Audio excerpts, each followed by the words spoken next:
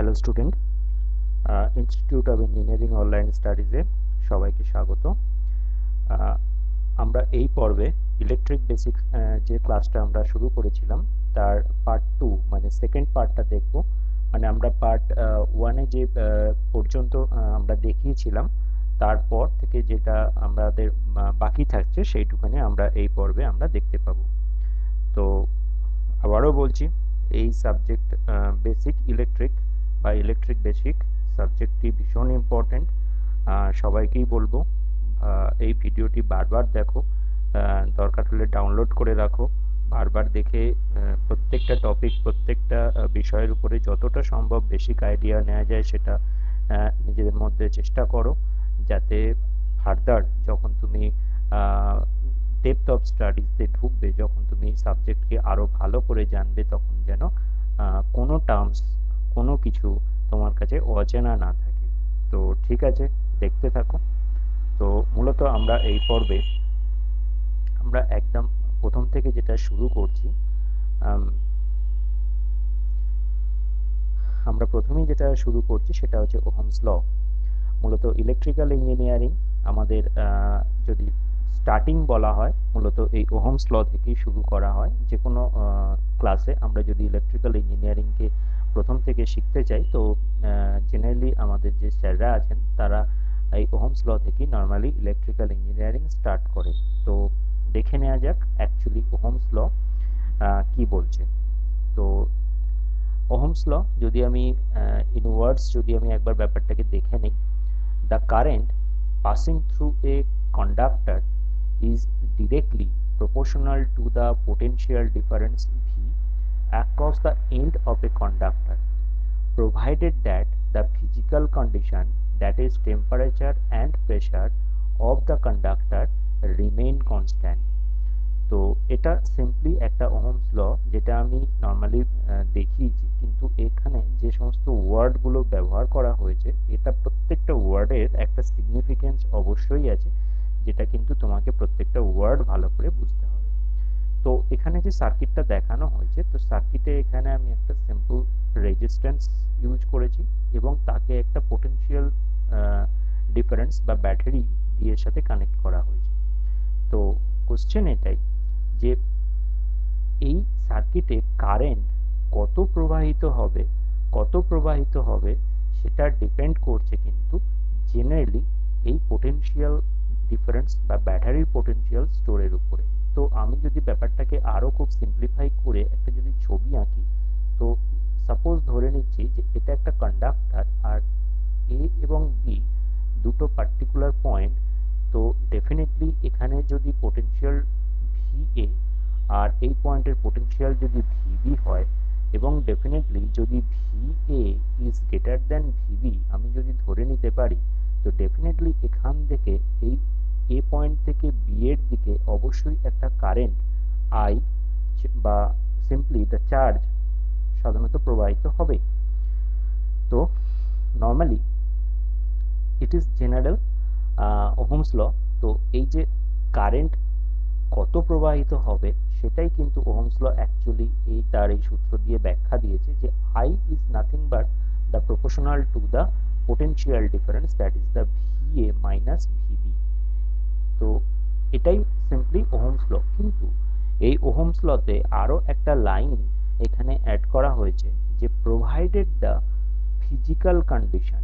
তো যখনই আমি ওহমস ল নিয়ে ব্যাখ্যা করছি, আমাকে কিন্তু এই জায়গার এই সার্কিট কোন ফিজিক্যাল স্টেটে আছে সেটাও কিন্তু খুব একটা ইম্পর্টেন্ট ফ্যাক্টর। মানে কি, এই অবস্থায় এই সার্কিটের অ্যাম্বিয়েন্ট টেম্পারেচার কি আছে, এই জায়গার প্রেসার কি আছে, এই সব কিছুর উপরেই কিন্তু ডিপেন্ড করছে যে এই কারেন্ট ওই কন্ডাক্টরের মধ্য দিয়ে কত প্রবাহিত হবে তার উপরে। তো যদি এই সমস্ত প্যারামিটারস গুলো আমার কনস্ট্যান্ট থাকে, তাহলেই আমি বলতে পারি দ্য সিম্পলেস্ট যেটি ওহমস ল আমরা বইয়েতে সাধারণত দেখে থাকি, যে I proportional to V, or simply V by I equal to constant, বা এখানে আমি এটাও বলে থাকি যে ভি প্রপোর্শনাল টু আই আর V equal to I R, যেটা নর্মালি এখানে আমার বলা হয়েছে V equal to I R. So this is the most usable most usable formula in our electrical engineering. So Ohm's law যেটি normally আমাদের electric সার্কিটের বা সার্কিট থিওরি যেটা আমরা পরে পড়ব, যেখানে কিন্তু কন্টিনিউয়াসলি আমাদের এই ফর্মুলা লাগিয়ে আমি কিন্তু যে কোনো ভোল্টেজ মানে যে কোনো রেজিস্ট্যান্সের অ্যাক্রসে ভোল্টেজ মেজারমেন্ট বা সার্কিট কারেন্ট রেজিস্ট্যান্স সব কিছুই কিন্তু বের করতে আমার পার্টিকুলারলি এই ফর্মুলাটাই কিন্তু ব্যবহার হবে, যে ভি ইকুয়াল টু আইআর। এখানে তাহলে একটা কোশ্চেন অবশ্যই আসছে যে তাহলে যদি টেম্পারেচার বা প্রেসার চেঞ্জ হয় তাহলে সার্কিটের কন্ডিশন কি হবে? তো ডেফিনেটলি সার্কিটের কারেন্ট কিভাবে চেঞ্জ হবে বা আমার সার্কিটের অন্যান্য প্যারামিটার কিভাবে চেঞ্জ হবে, তো আমি সেগুলো নিয়ে ব্যাখ্যা দেব। আমরা পরবর্তী যে স্লাইডগুলো দেখব সেখানে এর অবশ্যই ব্যাখ্যা আছে। তো ডেফিনেটলি এই ওহমস ল খুব ভালো করে সবাইকে জেনে রাখতে হবে।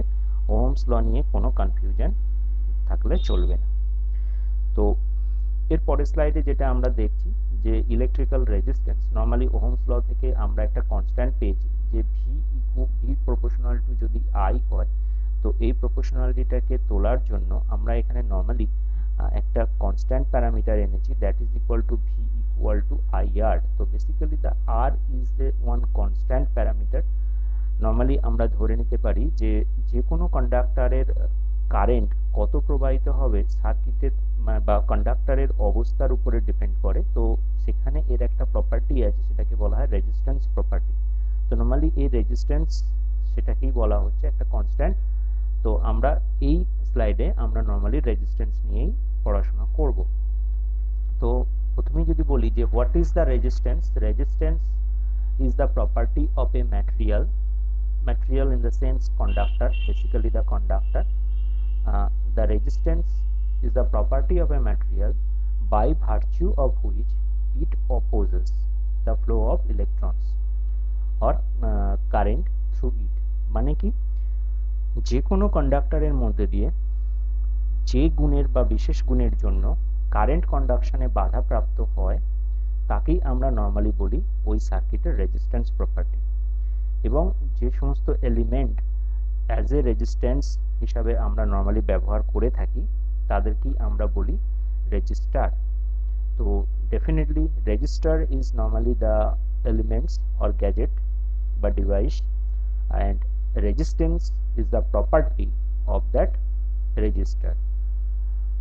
রেজিস্ট্যান্সের নর্মালি যে ইউনিট আমরা ব্যবহার করে থাকি সেটা সিম্পলি ওহম, OHM, ওহম, অথবা আমরা এই রকম একটা চিহ্ন দিয়ে ব্যবহার করে থাকি। তো কোনো কন্ডাক্টরের রেজিস্ট্যান্স অ্যাকচুয়ালি কি প্রপার্টি বা কি বৈশিষ্ট্যের উপরে ডিপেন্ড করে তার জন্য আমরা কতগুলো লজ অফ রেজিস্ট্যান্সের মাধ্যমে এখানে দেখতে। এক, যদি কোনো কন্ডাক্টরের রেজিস্ট্যান্স ধরে নিচ্ছি যে আর, তো ডেফিনেটলি আর বা resistance it varies directly proportional to its length. তার মানে যদি এটা একটা কন্ডাক্টর হয় এবং এর লেন্থ যদি আমি ধরে নিই যে এর লেন্থ ইজ ইকুয়াল টু এল, এখান থেকে এই পর্যন্ত লেন্থ যদি আমি এল ধরে নিই, তাহলে এই কন্ডাক্টরের রেজিস্ট্যান্স কত হবে is directly proportional to the length. Number 2 বলা হয়েছে it varies inversely to the cross sectional area of the conductor. তো এটা যদি একটা কন্ডাক্টর হয়, এর ক্রস সেকশনাল এরিয়া যদি আমি ধরে নিই যে এ মানে এটা কতটা মোটা, কতটা এটা মোটা, সরু না মোটা, তো সেটা ক্রস সেকশনাল এরিয়া বলা হয়। তো যদি এটা ক্রস সেকশনাল এরিয়া এ ধরা হয় তাহলে ওই কন্ডাক্টরের resistance is inversely proportional to the A. Third, it depends on the nature of the material.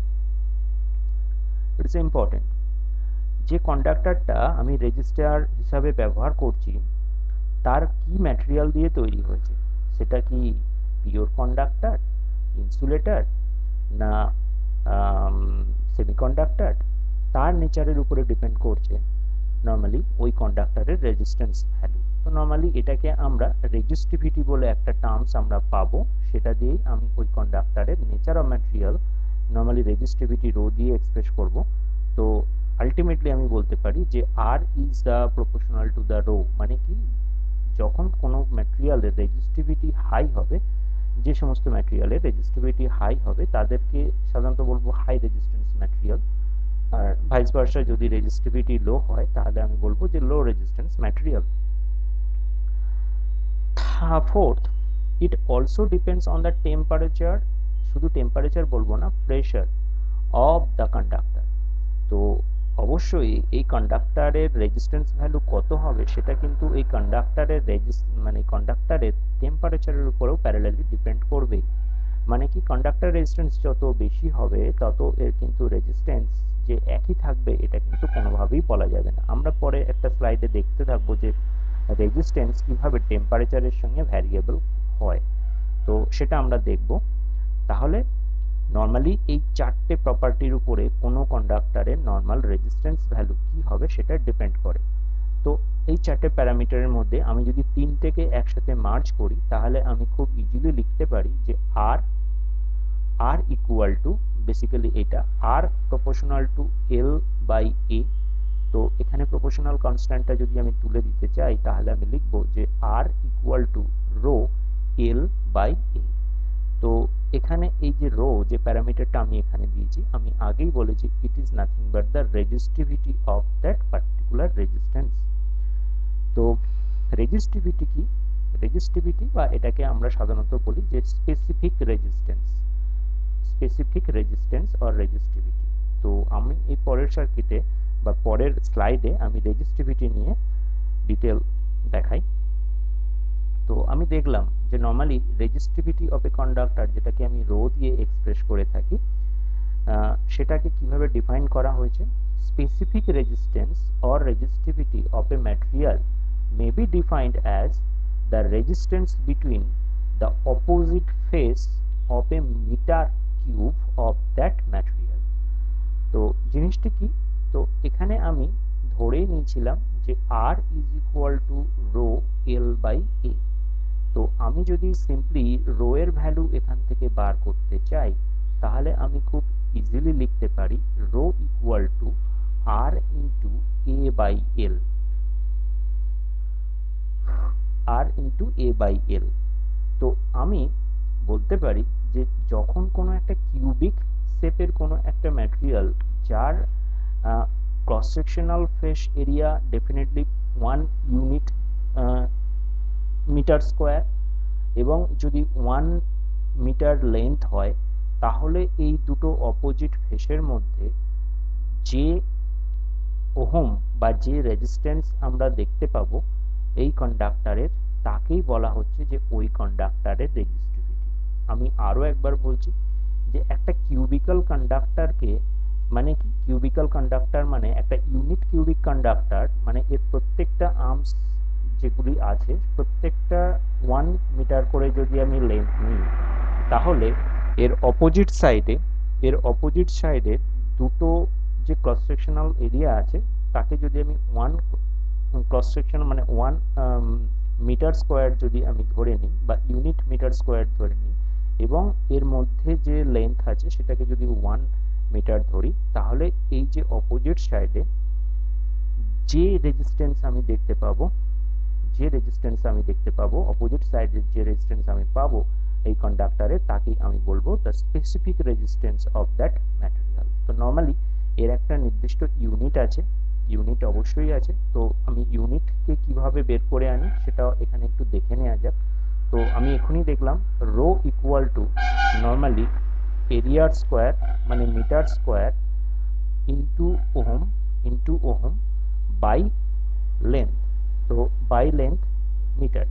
তো এখানে একটা মিটার যদি ক্যান্সেল হয়ে যায় তাহলে আমার যেটা পড়ে থাকে ফাইনালি, এখানে একটা মিটার এখানে একটা ওহম, তার মানে সিম্পলি ওহম মিটার।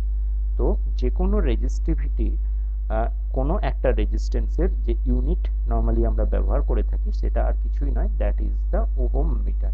তো এটা খুব ভালো করে খেয়াল রাখবে, যখনই আমি এমসিকিউগুলি আমরা নিয়ে আলোচনা করব সেখানে একটা কমন কোশ্চেন হয়েই থাকে যে what is the unit of the resistivity. তো normally it is the ohm metre. যদি আমি সিজিএস পদ্ধতিতে বলি তাহলে কিন্তু এটা হবে ওহম সেন্টিমিটার। তো in case of CGS that is the ohm centimetre. তো এখানে আরো দুটো জিনিস নিয়ে আমি এখানে বলে রাখি। একটা তো বলবো conductance. What is the conductance? Conductance হলো রেসিপ্রোকাল অফ রেজিস্ট্যান্স।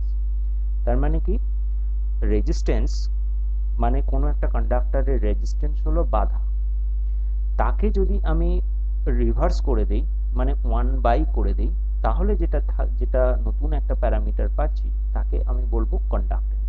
নর্মালি জি দিয়ে এক্সপ্রেস করা হয়। তো জি ইজ ইকুয়াল টু 1/r। মানে কোনো একটা কন্ডাক্টরের রেজিস্ট্যান্স যদি আর হয়, তাহলে তাকে যদি উল্টে দেই, মানে কত বেশি কন্ডাক্ট করতে পারে, তাহলে সেটাকেই আমি এক্সপ্রেস করব দ্যাট অ্যালফাবেটিক্যালি জি দিয়ে। তো সেটাকে আমি বলবো কন্ডাক্টেন্স। নর্মালি এখানে আমি দেখিয়েছি যে G is equal to 1/ρ into a/l। Normally 1/ρ এটাকে আমি একটা নতুন এটা নতুন একটা লেটার দিয়ে দেখানো হয়েছে, এটাকে বলা হয় সিগমা। তো basically the sigma that is the conductivity, এটা একটাকে বলা হয়। এই যে সিগমা, এটাকে নর্মালি আমরা বলবো conductivity. It is not the resistivity, particularly it's called the conductivity of that material. তো এখানে কন্ডাক্টেন্সের যে নর্মালি ইউনিটটা আমরা পেয়ে থাকি, সেটাকে আমরা নর্মালি সিমেন্স দিয়ে এক্সপ্রেস করে থাকি, সিমেন্স। আর আগে বা অনেক আগে এটাকে সাধারণত মো দিয়েও এক্সপ্রেস করা হতো। মানে যেহেতু এটা 1/r, তো আলটিমেটলি আর কে আমরা লিখতাম ওহম, OHM।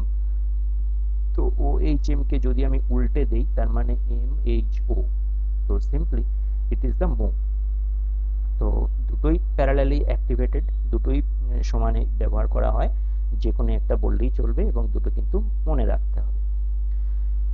আর এখানে অবশ্যই যদি মো যদি হয় আমার কন্ডাক্টেন্সের ইউনিট, তাহলে কন্ডাক্টিভিটি যদি আমি রো দিয়ে এক্সপ্রেস করি, সরি সিগমা দিয়ে এক্সপ্রেস করি, তার মানে তার ইউনিট যেটা আমি বলতে পারি সেটা হয়তো হবে সিমেন্স পার মিটার বা মো পার মিটার।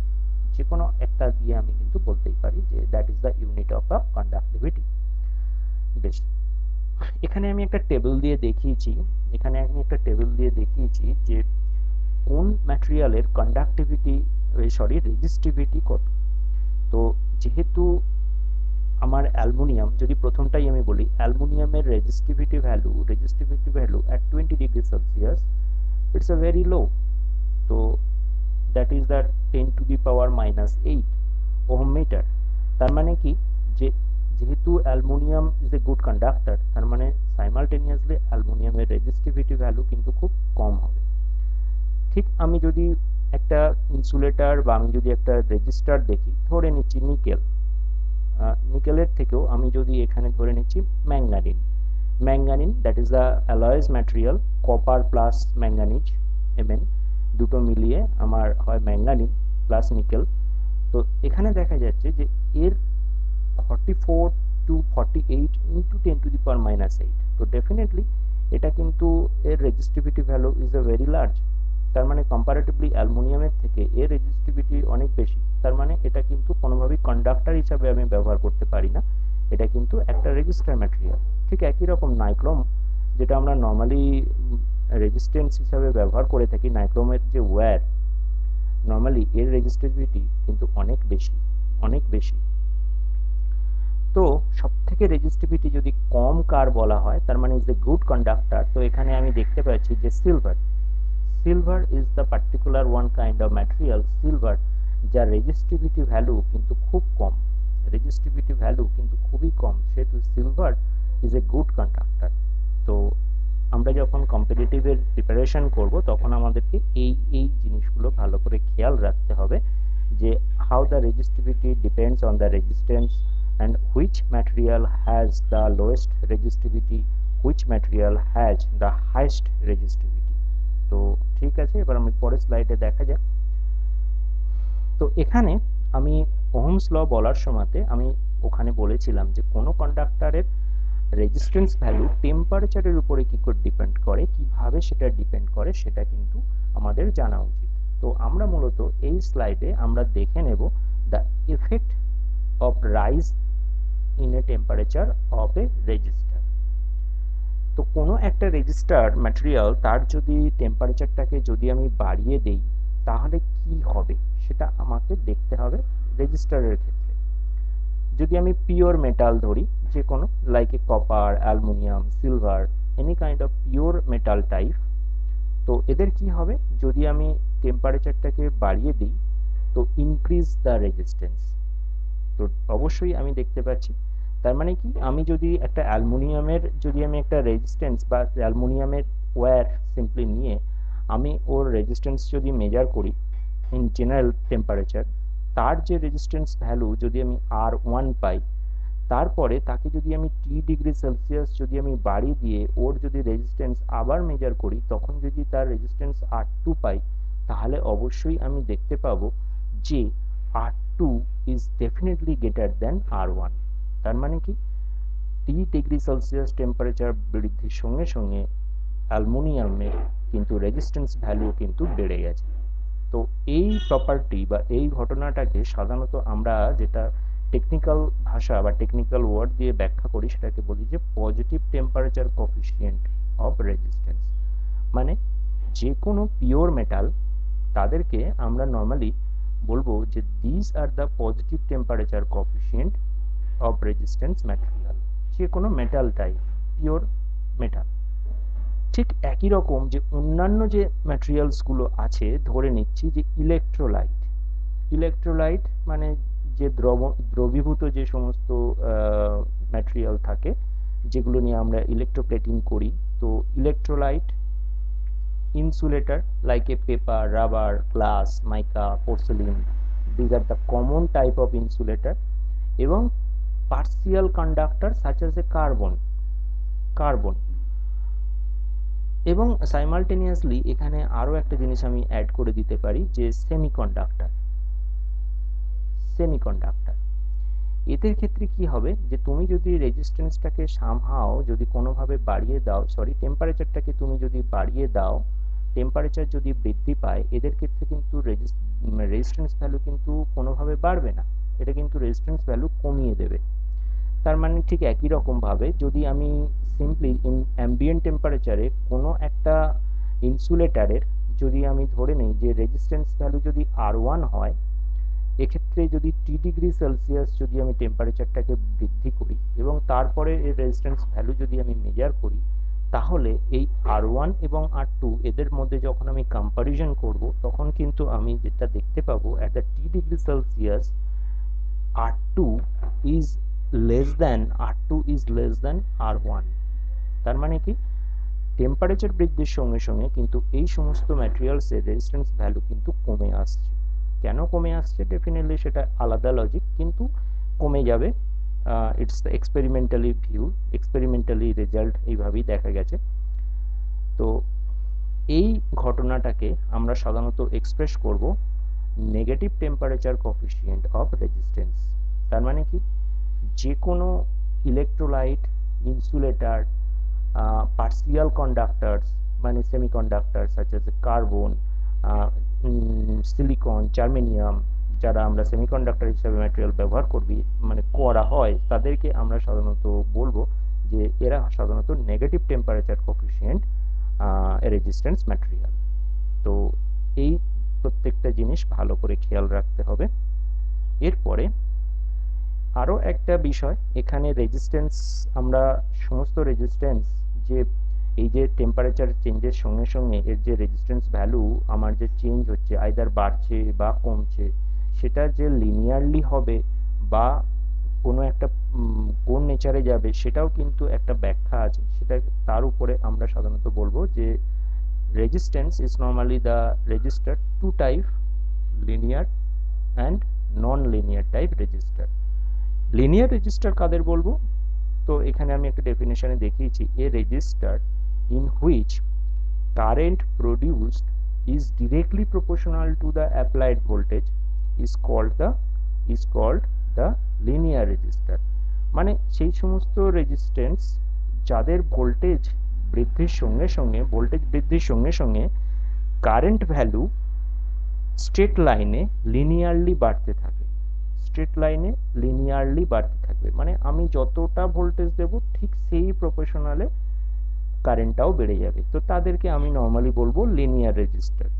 এক্সাম্পল হিসাবে আমি বলতে পারি যে সমস্ত পিওর টাইপ রেজিস্ট্যান্স ম্যাটেরিয়াল যেগুলো আমরা নর্মালি ব্যবহার করে থাকি ইলেকট্রনিক সার্কিটে, this are all the linear register.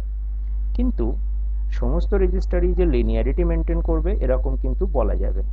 কিছু রেজিস্ট্যান্স আছে যারা নন লিনিয়ার শেপে চলে, যেমন এখানে আমি বি এবং সি দুটো কার্ভ দিয়ে দেখিয়েছি। যেমন বি গ্রাফে আমি দেখিয়েছি যে আমি যদি ভোল্টেজকে সামান্য বাড়াই তাতেই কিন্তু কারেন্টের ভ্যালু খুব বেশি বেড়ে যাচ্ছে।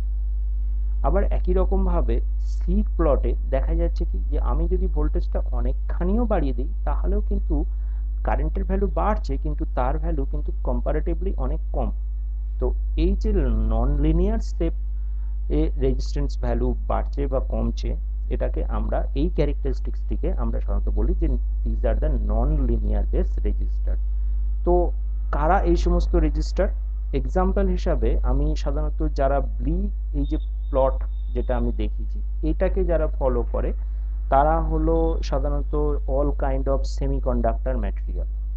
সেমিকন্ডাক্টর ম্যাটেরিয়াল আমরা যে কোনো থাইরিস্টার বেস বা থাইরিস্টার বেস যে আমরা এসিআর বেস যে সমস্ত রেজিস্টারগুলো আমরা দেখি সাধারণত এগুলো হচ্ছে non linear base B type graph follow করে থাকি। সি টাইপের যেটা গ্রাফ আছে সেটা নর্মালি আমরা দেখতে পাবো all kind of insulator base, যেমন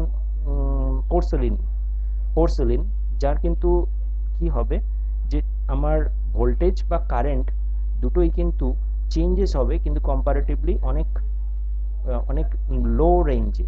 মানে কি ভোল্টেজ যদি বাড়াই আমার কারেন্টটা ডেফিনেটলি ওর মধ্যে বাড়তে থাকবে কিন্তু সেটা অনেকটা কম রেটে। তো তাহলে পোর্সেলিন বা সমস্ত ইনসুলেটর বা অ্যালয়েজ ইনসুলেটর তাদেরকে সাধারণত আমরা সি গ্রাফ ফলো করতে দেখি। তো এরপরে আমরা আরো কিছু কমন কনসেপ্ট ইলেকট্রিক্যাল ইঞ্জিনিয়ারিং যেগুলো আমরা ব্যবহার করে থাকি সেগুলো একটু দেখে নেব। Electrical energy, it's a very important term যেটা আমরা জেনারেলি ইলেকট্রিক্যালে প্রচুর পরিমাণে দেখতে পাই। হোয়াট ইজ দ্য এনার্জি আমরা প্রথম স্লাইডে দেখিয়েছি যে what is the electrical energy. তো নর্মালি তাকে যদি আমি ডেফিনেশন দিয়ে এক্সপ্রেস করি, it is the ability to produce heat by causing charge to move from one location to another. আমরা আগেও পড়েছি এটা। তো নর্মালি ইলেকট্রিক্যাল এনার্জি আমরা ই দিয়ে এক্সপ্রেস করব এবং তার ইউনিট যেটা হবে সেটা হচ্ছে জুল। তো normally 1 joule is equal two, আমরা জানি 1 joule is equal two 1 volt into 1 coulomb. It is a very important, 1 joule is equal two 1 volt into 1 coulomb. এটা কিন্তু মনে রাখতে হবে।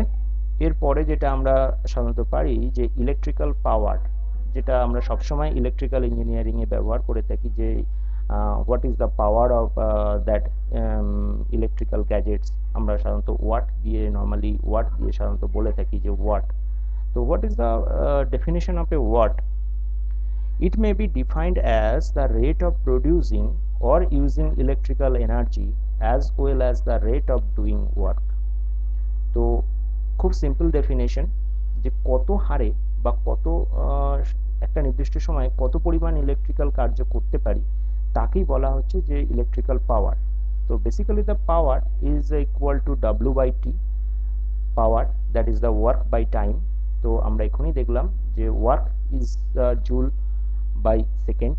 আমি এখনই দেখলাম যে জুল মানে 1 volt into 1 coulomb by 1 second. তাহলে কুলম বাই সেকেন্ড সাধারণত আমরা জানি যে Q by T is nothing but the current. তো এটা মানে কিন্তু কারেন্ট, তার মানে আমি খুব সিম্পলি বলতে পারি 1 ভোল্ট ইন্টু 1 অ্যাম্পিয়ার। তো সেখান থেকেই আমরা সাধারণত পেয়েছি ভি ইন্টু আই। তাহলে পাওয়ার মানে আর কিছুই নয়, voltage into current, that is the power of electrical energy. আর এর ইউনিট যেটা ব্যবহার করা হয় দ্যাট ইজ দ্য ওয়াট। তো খুব ইম্পর্টেন্ট কনসেপ্ট, ভালো করে খেয়াল রাখতে হবে what is the electrical power and what is the watt. এছাড়া আরো একটা কনসেপ্ট এখানে আমাদের ক্লিয়ার করতে হবে যে সার্কিটে সাধারণত আমরা ইলেকট্রিক্যাল ইঞ্জিনিয়ারিং এ দুটো খুব কমন টার্মস আমরা ব্যবহার করে থাকি। একটা তো বলা হয় ওপেন সার্কিট বা সার্কিট ইজ ওপেন নাও, কখনো কখনো বলা হয় যে সার্কিট ইজ ক্লোজ নাও। তো what is open circuit, what is close circuit or short circuit, এটা কিন্তু আমাদেরকে ভালো করে জানতে হবে। তো প্রথমেই বলি what is the open circuit. তো এখানে ডেফিনেশন যদি আমি বলি, a circuit is said to be open when any part of the path is open or broken and there is a no continuity in the conducting path। তো খুব simple, আমি যদি ধরে নিচ্ছি যে এটা একটা সিম্পল সার্কিট, ধরে নিচ্ছি ইট is a simple most simple circuit, তো এই পোর্শনে একটা জায়গাতে এই সার্কিটটা সামহাও ব্রেক করা আছে, তার মানে কি it is the circuit right now the open stage. তো এই ঘটনাটাকে আমি বলছি যে it is the open circuit. তো এই যে বলা হয়েছে এখানে the path is open or broken and there is a no continuity, তার মানে কি কোনো অবস্থাতেই কিন্তু এই সার্কিটে যেহেতু এই পোর্শনটা ব্রোকেন আছে, তার মানে কোনো কন্ডাক্টিং কারেন্ট এখানে তুমি পাবে না। তো এটাকেই বলা হচ্ছে যে ওপেন সার্কিট। কোনো সার্কিটকে ওপেন ডিরাইভ করার জন্য আমরা এটার একটা ম্যাথামেটিক্স ইকুয়েশনেও লিখতে পারি। সেক্ষেত্রে আমি বলতে পারি যে জায়গাটাকে আমি ওপেন ধরবো, এই যে জায়গাটাকে আমি ওপেন নিয়েছি, এই জায়গাটাকে যে আমি ওপেন নিয়েছি, তো এই জায়গাটাকে যে ওপেন নেওয়া হলো, পার্টিকুলারলি এটা ওপেন নেওয়ার দরুন এই জায়গার রেজিস্ট্যান্স যদি আমি টার্মিনাল এ এন্ড বি দিই, তাহলে এই জায়গাটার রেজিস্ট্যান্স আর ডেফিনেটলি ইনফাইনাইট হয়ে যাবে। যেহেতু এটা ওপেন আছে তার মানে রেজিস্ট্যান্স ভ্যালু ইনফাইনাইট হয়ে যাবে। এই জায়গাটার মধ্যে কারেন্ট যেটা ফ্লো হবে সেটা ডেফিনেটলি জিরোই হবে, কারণ যেহেতু ওপেন সেহেতু কারেন্ট ভ্যালু অবশ্যই জিরো। আর এই জায়গার ভোল্টেজ যদি মেজার করা হয় ভিএবির ভোল্টেজ, সেটা কিন্তু এই সোর্স ভোল্টেজ যেটা থাকবে, মানে এখানে যদি আমি ভিএস যদি আমি ভোল্টেজ সোর্স লাগাই, সেই ভোল্টেজটাই কিন্তু এখানটাতে দেখা যাবে, তার মানে ইট ইজ দ্য সোর্স ভোল্টেজ। তাহলে আমি পরিষ্কার বলতে পারি কোনো একটা সার্কিটকে ওপেন সার্কিট বলতে গেলে অবশ্যই সার্কিটের মধ্যে এই তিনটে জিনিস থাকতে হবে, যে broken terminal resistance must be the infinite, broken terminal current should be the zero and the broken terminal voltage should be the source resistance or network resistance। তো তখনই কিন্তু বলতে পারি যে একটা circuit is open now. Short সার্কিটকে যদি আমি ব্যাখ্যা করি, আমি যদি শর্ট সার্কিট বলি, তো simply a circuit is said to be short when the voltage source has closed path across its terminal। তো আমি যদি এখানে আরো একটা একই রকম সার্কিট ড্র করি, ধরে নিচ্ছি এই রকম, তো এখানে আরো একটা রেজিস্ট্যান্স ছিল, আমি যদি কোনোভাবে এখানে একটা অ্যাডিশনাল পাতে এই দুটো পয়েন্টকে শর্ট করে দিয়েছি, এ এবং বি এই দুটো পয়েন্টে এই রেজিস্ট্যান্সটাকে শর্ট করে দিয়েছি, তাহলে বলতে পারছি যে এই circuit is said to be short when the voltage source has a closed path। তার মানে কি এই ভোল্টেজ সোর্সটা একটা ক্লোজ পাথ পেয়ে যাচ্ছে across its terminal, মানে এই টার্মিনালের আগেই একটা ক্লোজ পাথ পেয়ে গেছে, তাহলেই আমি বলবো the circuit is right now the short. তো এরও একটা নির্দিষ্ট ম্যাথমেটিক্যাল ডেফিনেশন আছে, সেটা আমি যদি বলি তাহলে যেটা বলতে পারি যে আর এ বি, মানে এটা যদি এ এটা যদি বি পয়েন্ট হয়, তার মানে আর এ বি এর ভ্যালু কিন্তু অবশ্যই হবে জিরো, মানে যে কোনো শর্ট সার্কিট পোর্শনে তার internal resistance value ideally it should be zero. এই জায়গাটার কারেন্ট ভ্যালু অবশ্যই হবে ইনফাইনাইট। আর একটা কি হবে যে কারেন্ট ভ্যালু হবে ইনফাইনাইট, আর একটা কি হবে যে এই জায়গাটার মধ্যে যদি আমি ভোল্টেজ মেজার করি, এ এবং বি এর মধ্যে ভোল্টেজ মেজার করি, তাহলে কিন্তু এটা হবে জিরো। কেন? কারণ ডেফিনেটলি আমি যদি ওহমস ল অনুযায়ী ভি ইকুয়াল টু আই আর লিখি, তো এখানে দেখো যেহেতু আমি নো ডাউট আমি বলতে পারি যে আর এর ভ্যালু যদি জিরো হয়, তাহলে তো V equal to I into zero, তার মানে definitely the voltage value must be the zero. ঠিক একই রকম ভাবে আমি যদি আই বলি, আই ইকুয়াল টু আমি লিখতে পারি ভি ইকুয়াল টু আর, তো আর ভ্যালু যদি আমার জিরো হয়, তার মানে আর মাস্ট বি দ্য ইনফাইনাইট। তো কোনো একটা সার্কিটকে আমি শর্ট সার্কিট তখনই বলতে পারবো যদি এই সার্কিটের এই তিনটেই প্যারামিটার সাইমালটেনিয়াসলি ম্যাচ করে, তাহলেই আমি বলতে পারি যে এই সার্কিটটি এখন শর্ট সার্কিট স্টেজে আছে। তো কোনো একটা সার্কিট ওপেন বা short is a very important terms, এবং তাকে যদি তোমাকে ডিরাইভ করতে হয়, তো তো অবশ্যই এই দুটো জিনিস তোমাকে কিন্তু ভালো করে খেয়াল রাখতে হবে। এরপরে আরো একটা খুব ইজি টপিক, যে আমরা জানি যে সাধারণত আমাদের যে কমন ইলেকট্রিক্যাল ইঞ্জিনিয়ারিং এ আমরা যে ভোল্টেজ নিয়ে কাজ করি তার দুটো প্যারামিটারস মানে দুটো গ্রুপ হয় বা দুটো মাধ্যম হয়, আইদার তো ডিসি বা ডাইরেক্ট স্টেজ বা ডাইরেক্ট কারেন্ট স্টেজ, আর একটা অল্টারনেটিং কারেন্ট স্টেজ। তো এখানে আমি দেখিয়েছি ওয়েভ স্টেপের মধ্যে what is the DC voltage. তো এখানে দেখানো হয়েছে যে ডিসি ভোল্টেজ সিম্বল নর্মালি আমরা এইরকম একটা চিহ্ন বা সাইন দিয়ে এক্সপ্রেস করি, এবং ডিসি বা ডাইরেক্ট কারেন্ট মানে কি, with continuously time the DC voltage has a fixed value, এবং এটার কোনো নেগেটিভ নেই, এটার কোনো পজিটিভ নেই। যদি আমি পজিটিভ ভোল্টেজ ধরি তাহলে কন্টিনিউয়াসলি এটা একটা ফিক্সড ম্যাগনিটিউডে পাবো, তার মানে ইট is a continuous DC voltage. যদি আমি নেগেটিভ ডিসি ভোল্টেজ ধরি তার মানে এইটাই হয়ে যাবে নিচের দিকে, তার মানে it's right now the continuous negative DC voltage. তো এটা কোনোভাবেই এর এরকম পালসেশন থাকবে না, it is a continuous direct current. তো normally it is the DC voltage.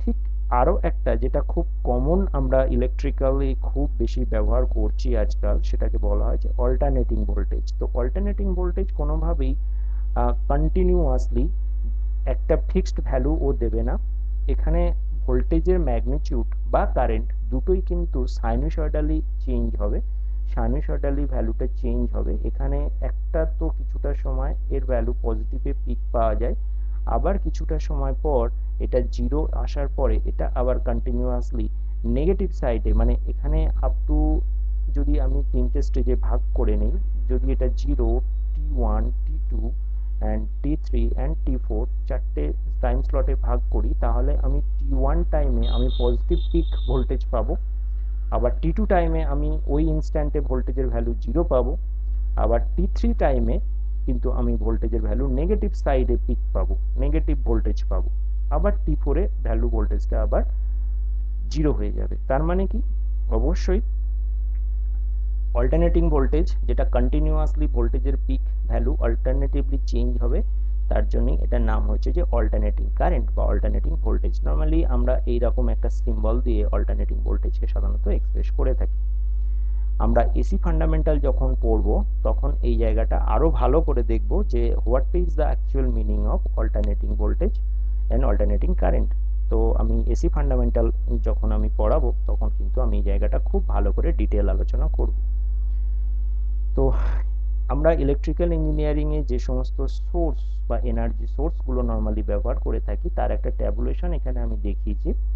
তো ইলেকট্রিক্যাল এনার্জি সোর্সকে সাধারণত আমি দুটো টাইপসে ভাগ করি, একটা তো ইন্ডিপেন্ডেন্ট সোর্স আর একটা হচ্ছে ডিপেন্ডেন্ট সোর্স।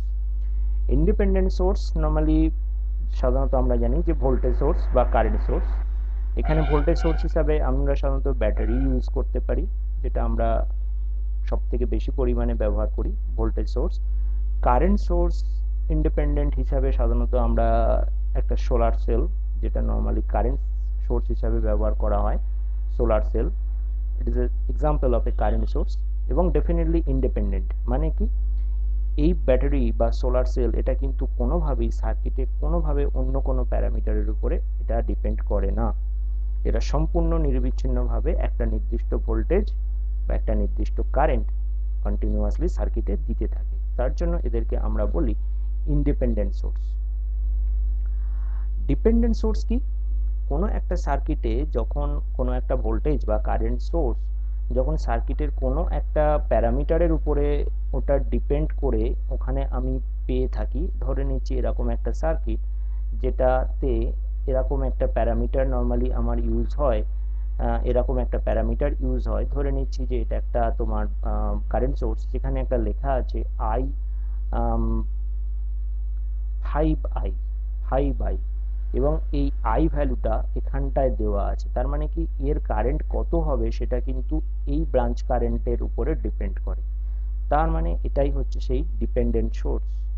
তো ডিপেন্ডেন্ট সোর্সকে সাধারণত আমরা এখানে চার ভাগে ভাগ করতে পারি: voltage control voltage source, voltage control current source, current control current voltage source আর কারেন্ট কন্ট্রোল কারেন্ট সোর্স। তো এখানে যে আমি ছবি বা পিকচারটি যেটা আমি দিয়েছি, এটা সাধারণত আমি বলতে পারি যে কারেন্ট কন্ট্রোল কারেন্ট সোর্স, কারণ এই কারেন্ট সোর্সটা এই কারেন্টের উপরেই ডিপেন্ড করছে, মানে এই ব্রাঞ্চ কারেন্টে কত কারেন্ট ফ্লো হবে তার উপরেই কিন্তু এই কারেন্ট সোর্সের ম্যাগনিটিউড কিন্তু ডিপেন্ড করে। তার মানে এটা আমি বলতে পারি যে কারেন্ট কন্ট্রোল কারেন্ট সোর্স। তো আমরা সার্কিট থিওরি সাবজেক্টে এই সমস্ত জিনিসগুলো নিয়ে ডিটেল আলোচনা করব। এখানে আমি একটা বেসিক আইডিয়া দিয়ে রাখলাম যে what is the voltage source, what is the current source. আচ্ছা, এরপরে নর্মালি যেহেতু আমি সোর্স নিয়ে বললাম, তাহলে এখানে আমি একটু concept of electrical voltage source নিয়ে একটু বলে দিই। নর্মালি ইলেকট্রিক্যাল ভোল্টেজ সোর্স সাধারণত এরকম একটা চিহ্ন বা সাইন দিয়ে এক্সপ্রেস করা হয়। এটা তো আমি ডিসি ভোল্টেজ সোর্সের একটা প্লট দেখিয়েছি যে উইথ দ্যাট কন্টিনিউয়াসলি একটা নির্দিষ্ট ভোল্টেজ আমি সার্কিটে পেতে থাকবো what ever be the current. তো একটা ভোল্টেজ সোর্সের যদি আমি ডেফিনেশন দিই, তো এখানে একটা ideal voltage source is a source that maintain the same voltage across the source terminal irrespective of amount of current drawn from the source or what the current flows into the terminals. So definitely it is the definition of a ideal voltage source. তো ideal voltage source মানে খুব simply যদি বলি তাহলে বলা যায় যে কোনো একটা ভোল্টেজ সোর্সকে আমি তখনই আইডিয়াল বলতে পারবো যখন আমি সার্কিটের ওই ভোল্টেজ সোর্স থেকে যতই কারেন্ট আমি ওখান থেকে বের করে আনি না কেন, ওর ম্যাগনিটিউড অফ ভোল্টেজ সেটা কিন্তু সবসময় কিন্তু ফিক্সডই থাকবে। তার মানে এটা একটা পিকচার বা plot of A ideal voltage source. তার মানে দেখো আমি কারেন্টের ভ্যালু এইভাবে যতই বাড়াই না কেন, যতই আমি বাড়িয়ে যাই, এর ভোল্টেজের ভ্যালু কিন্তু সবসময় ফিক্সড। ধরে নিচ্ছি যদি এটা 10 ভোল্ট হয়, তার মানে 10 ভোল্টেই থেকে যাবে। কিন্তু প্র্যাকটিক্যালি এটা কোনোদিনই সম্ভব নয়, কারণ প্র্যাকটিক্যাল ভোল্টেজ সোর্স সবসময় আমি বলছি প্র্যাকটিক্যাল ভোল্টেজ সোর্স মানে ইট is the combination of A ideal voltage source with the series resistance. মানে এই যে ছবিটা দেওয়া হয়েছে, ইট is the practical voltage source. প্রত্যেকটা ভোল্টেজ সোর্সের মধ্যে একটা ইন্টারনাল রেজিস্ট্যান্স থাকবে এবং তার মধ্যে তুমি যখনই কারেন্ট এখান মধ্যে ফ্লো হবে, এই ইন্টারনাল রেজিস্ট্যান্সের জন্য এখানে সাধারণত একটা ভোল্টেজ ড্রপ হবেই, সেটা আই ইন্টু আর। তো এই আইআর যে ড্রপটা হবে তার জন্য তুমি এখানে কারেন্ট আস্তে আস্তে এখান থেকে বের করে নিতে থাকলে তুমি কিন্তু কোনোভাবেই এখানে একটা অলওয়েজ এ কনস্ট্যান্ট ভোল্টেজ তুমি কখনোই পাবে না। তুমি কারেন্ট বাড়ানোর সঙ্গে সঙ্গে দেখবে যে এই ভোল্টেজের ভ্যালুটা আস্তে আস্তে আস্তে আস্তে আস্তে একটু হালকা হলেও স্লাইডলি নিচের দিকে নামতে থাকছে। তো this is the practical voltage source. তাহলে প্র্যাকটিক্যাল ভোল্টেজ সোর্স মানে আমি বলতে পারি যে a source shed to B practical, একটা ভোল্টেজ সোর্সকে প্র্যাকটিক্যাল বলা হবে যখন ইট is the series combination of A ideal voltage source with a series of internal resistance. তো একটা ভোল্টেজ সোর্সকে প্র্যাকটিক্যাল ভোল্টেজ সোর্সকে যদি আমি ধরে নিই যে ভি ইকুয়াল টু, তার মানে অবশ্যই এখানে আমি বলতে পারি V equal to VT into I R in. তো একে যদি আমাকে প্র্যাকটিক্যাল করতে হয়, আইডিয়াল করতে হয়, এটা মানে কি প্র্যাকটিক্যাল ভোল্টেজ সোর্স, একে যদি আমাকে আইডিয়াল করতে হয় তাহলে অবশ্যই এর ইন্টারনাল রেজিস্ট্যান্স তাকে কিন্তু অবশ্যই 0 হতে হবে, তাহলেই একমাত্র এখানে ভিপি ইকুয়াল টু ভিটি কিন্তু তুমি পাবে। তার মানে একটা ভোল্টেজ সোর্সকে প্র্যাকটিক্যাল থেকে আইডিয়াল হতে গেলে তার internal resistance of that voltage source must be the 0, অবশ্যই 0 হতে হবে। তো অবশ্যই এটা ভালো করে খেয়াল রাখবে। ঠিক একই রকম ভাবে কনসেপ্ট অফ আমি ইলেকট্রিক্যাল কারেন্ট সোর্সের যদি একটা এক্সাম্পল বা ডেফিনেশন দিই, an ideal current source is a simplistic model for many current source. There is a no change in current irrespective of the voltage at which current is drawn. এখানে দেখো এটা একটা symbol একটা current সোর্সের দেখানো হয়েছে। তো একটা প্র্যাকটিক্যাল কারেন্ট সোর্স, এখানে সাধারণত এই ছবিটা যেটা দেওয়া হয়েছে ইট is a practical current source. তো এখানে দেখানো হয়েছে যে একটা practical current source must be the parallel with is parallel resistance with the ideal current source. তার মানে কি, যদি ধরে নিচ্ছি যে এখানে একটা 10 অ্যাম্পিয়ারের কারেন্ট সোর্স আমি যদি রাখি, তাহলে এখানে আমার নর্মালি 10 অ্যাম্পিয়ার পাওয়া উচিত ছিল, কিন্তু কোনোভাবেই আমি 10 অ্যাম্পিয়ার কিন্তু এই টার্মিনালে পাবো না। এখান থেকে দেখা যাবে যে কিছু পরিমাণ কারেন্ট সে হতেই পারে 0.01 অ্যাম্পিয়ার কারেন্ট কিন্তু এই বাইপাস হয়ে এরকম একটা প্যারালাল রেজিস্ট্যান্স থ্রু হয়ে কিন্তু এখান দিয়ে পাস করবে, এবং তুমি এখানে 10 অ্যাম্পিয়ারের পরিবর্তে তুমি এখানে সাধারণত পাবে 9.9 অ্যাম্পিয়ারের মতন কারেন্ট। তো এই যে প্যারালালি বাইপাস একটা রেজিস্ট্যান্স থাকছে, এটাই কিন্তু example of a practical resistance. তাহলে তোমাকে যদি এটাকে আইডিয়াল করতে হয়, তুমি এটাকে কি করতে পারো, তুমি এটাকে অবশ্যই এই প্যারালাল রেজিস্ট্যান্সটাকে তুমি যদি ইনফাইনাইট করে দিতে পারো, তাহলেই একমাত্র এখানে কোনো কারেন্ট তুমি আলাদা করে পাবে না, এবং তখনই একমাত্র তুমি এখানে সোর্স কারেন্টটাই এখানে তুমি সার্কিটে পাবে। তো এখানে সেটাই বলা হয়েছে, Das the internal resistance of the current source is infinity. তো একটা কারেন্ট সোর্সকে প্র্যাকটিক্যাল থেকে আইডিয়াল হতে গেলে অবশ্যই the current of internal resistance the internal resistance of the current source যেটা প্যারালালি লাগানো থাকে বা আছে, নরমালি এটা কিন্তু সাধারণত এটা দেখা যায় না, এটা হচ্ছে এয়ার রেজিস্ট্যান্স, এটা এয়ার রেজিস্ট্যান্স যেটাকে কিন্তু ইনফাইনাইট রেজিস্ট্যান্স ভ্যালু হতে হবে, তাহলেই একমাত্র একটা সার্কিটে তুমি আইডিয়াল কারেন্ট সোর্স পেতে পারো, এবং এই প্লটটা হচ্ছে সেটাই একটা আইডিয়াল কারেন্ট সোর্সের প্লট। তো এই দুটো কনসেপ্ট খুব ইম্পর্টেন্ট, একটা তো practical voltage source, ideal voltage source, আর একটা হলো ideal current source and practical current source. Finally আমরা আরো একটা লাস্ট ছোট্ট টপিক নিয়ে আলোচনা করব, যে কনসেপ্ট অফ ইলেকট্রিক শক। তো it is a very common terms, আমরা ইলেকট্রিক্যাল ইঞ্জিনিয়ারিং এ অলওয়েজ পড়ে থাকি যে what is the electrical shock. বলি সবসময় বলে থাকি যে শক ইজ এ হ্যাজার্ডস, শক একটা খুব ডেঞ্জারাস কারণ মানুষের মৃত্যু, মানুষের আহত করার। তো what is the actual electrically definition of a electrical shock.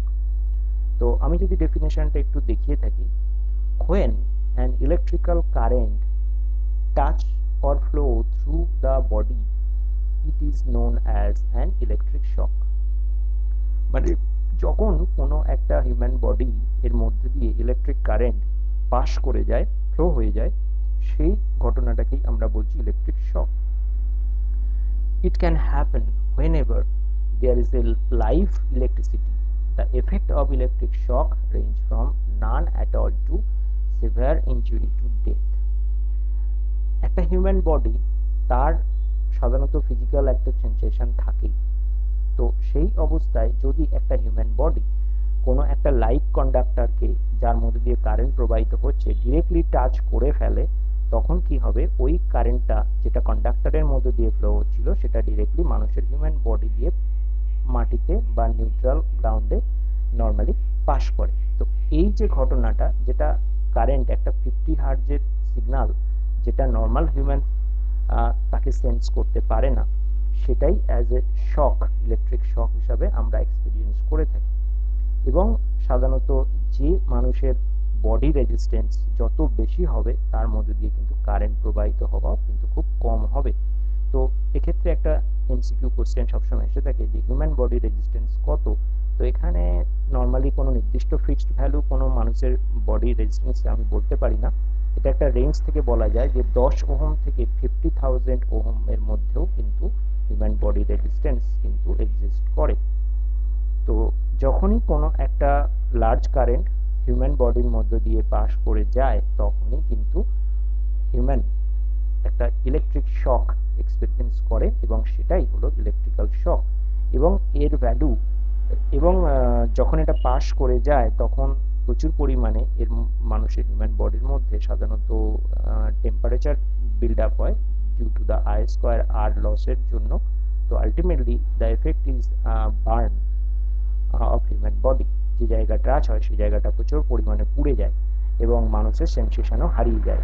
তো কোন রেঞ্জ পর্যন্ত ইট ইজ এ পেনফুল, এখানে একটা গ্রাফ বা প্লটে আমি দেখিয়েছি, up to 1 to 10 milliamperes, ultimately it is the range of milliamperes, 10 milliamperes খুব হালকা মাইল্ড সেন্সেশন থাকে, 10 milliamperes and above হালকা